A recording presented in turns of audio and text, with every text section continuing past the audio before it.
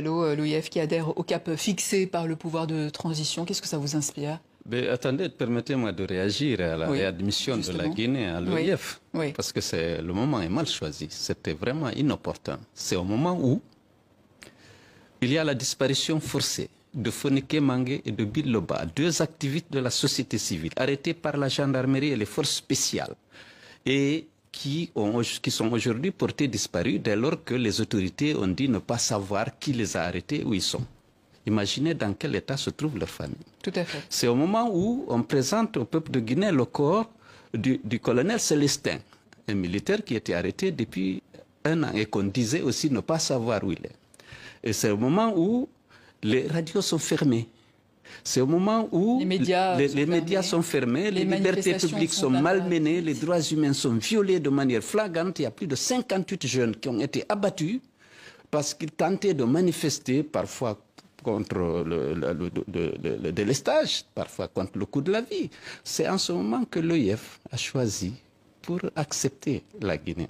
Or, la déclaration de Bamako, qui engage les États membres de l'OIF à respecter un certain nombre de valeurs et de principes, ne permettait pas ce retour en ce moment-là, où, comme je l'ai dit, les droits humains sont violés de manière récurrente et flagrante. Pourtant, Monsieur Cellou Dalein Diallo, vous avez applaudi quand Alpha Condé avait été renversé par Mamadi Doumbouya. Est-ce que vous le regrettez aujourd'hui? Oui, écoutez, avant de regretter, c'est-à-dire c'est les engagements qui avaient été pris par la junte au moment de la prise de pouvoir qu'on a applaudi. Elle s'est engagée à mettre fin à l'instrumentalisation de la justice, au piétinement des droits et libertés des citoyens et à organiser très rapidement des élections pour remettre le pouvoir à un civil que le peuple aurait choisi à travers des élections libres et transparentes. Justement, il y a cet avant-projet de la nouvelle constitution, qu'en pensez-vous? Mais avant ça, aujourd'hui, il faut d'abord savoir que la junte a renié tous ses engagements, y compris, parce qu'il y a eu 3 engagements forts.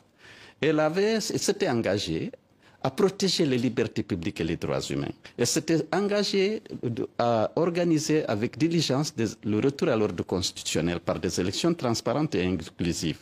Elle s'était engagée à ce que les membres de la transition, les responsables de la transition ne participent pas à ces élections.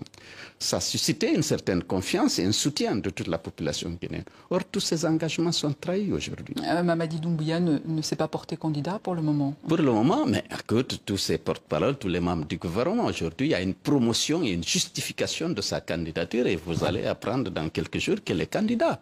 Et donc, s'il aura trahi son serment... C'est un procès d'intention donc que vous lui faites là? Pardon? C'est un procès d'intention. Mais vous avez écouté les membres du gouvernement à toutes les campagnes qui sont organisées aujourd'hui dans le pays pour justifier sa candidature et pour promouvoir sa candidature, alors qu'il a prêté serment de ne pas le faire. À plusieurs reprises, il s'est engagé et sur le plan moral, s'il le faisait, ce serait vraiment quelque chose d'extrêmement grave, quelqu'un qui prétend diriger le pays, qui ne respecte pas sa parole. Sur le plan moral, ce n'est pas bon. Et sur le plan juridique, il a préparé une charte de la transition, dans laquelle il a mis en bonne place l'interdiction faite aux membres, aux responsables de la transition. Oui, l'article 46. Comme vous êtes en exil, M. Cellou Dalein Diallo, depuis 2 ans, vous n'avez pas participé à la rédaction de ce texte. Le président du CNT a affirmé sur notre plateau ici que toutes les formations politiques ont envoyé leur contribution écrite. C'est votre cas? Oui, c'est mon cas. Nous avons envoyé une contribution. Nous nous sommes élevés contre la suppression dans la nouvelle constitution, dans les dispositions transitoires, justement des articles 46, 55 et 65.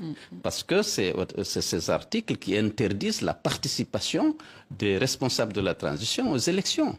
Donc, à cet égard, c'est vrai, mais écoutez, personne n'a tenu compte d'aucune contribution. La charte avait été rédigée sans la participation des populations, mais on a pris acte puisque la charte reprenait, protégeait bien les libertés publiques et les droits humains et s'engageait à faire respecter par les autorités l'ensemble des engagements internationaux de la Guinée. Alors, le 25 septembre dernier, vous avez appelé dans une vidéo vos compatriotes à l'union sacrée contre justement l'éventuelle candidature du général Mamadi Doumbouya. Donc vous appelez à manifester alors que vous êtes en exil, hors sol donc?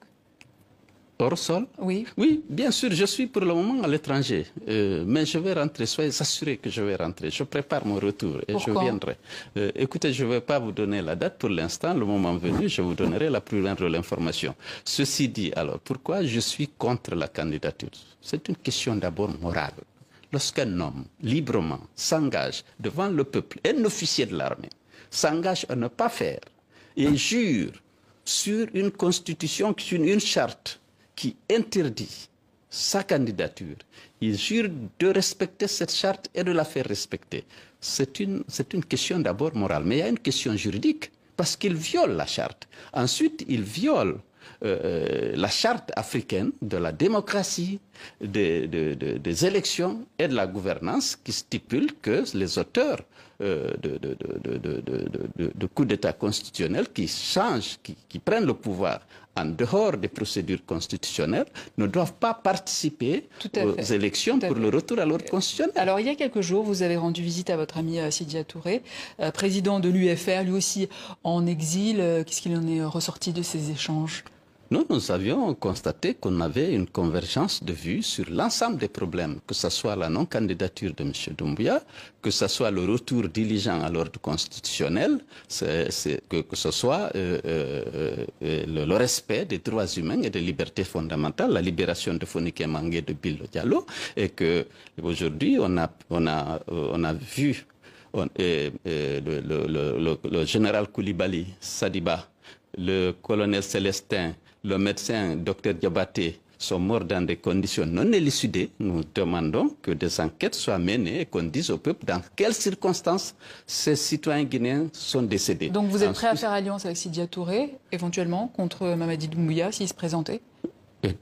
Bien sûr, c'est ce qu'on a dit. On est tous d'accord, nous, au niveau des forces vives. Et dans mes entretiens avec Sidya, on était d'accord pour exiger la libération de Fonike Mangue et de Bilo, pour exiger que des enquêtes soient diligentées pour expliquer aux Guinéens dans quelles circonstances le général Sadiba Koulibaly est décédé et dans quelles circonstances également le colonel Célestin et le docteur Diabaté sont décédés. Monsieur Cellou Dalein Diallo, on rappelle que vous êtes accusé dans votre pays d'avoir bradé l'avion Air Guinée et de vous être enrichi lorsque vous étiez ministre des Transports sous Lansana Conté. L'homme d'affaires et politique Eladj Mamadou Sylla, qui avait racheté la compagnie Air Guinée à l'époque, vous a plusieurs fois défendu dans cette accusation. N'est-ce pas suffisant pour vous aider à affronter la justice, à retourner dans votre pays, en finir avec cette vieille affaire qui traîne? Écoutez, tout le monde sait que dans cette affaire, je n'ai joué aucun rôle et que je n'ai aucune responsabilité. Donc il est temps de rentrer. Non, ce n'est pas le motif, ce n'est pas la peur de la justice qui manque de rentrer. Je ne fais pas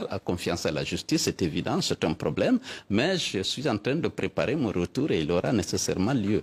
Cellou Dalein Diallo, merci. Je rappelle que vous êtes le président du parti d'opposition UFDG.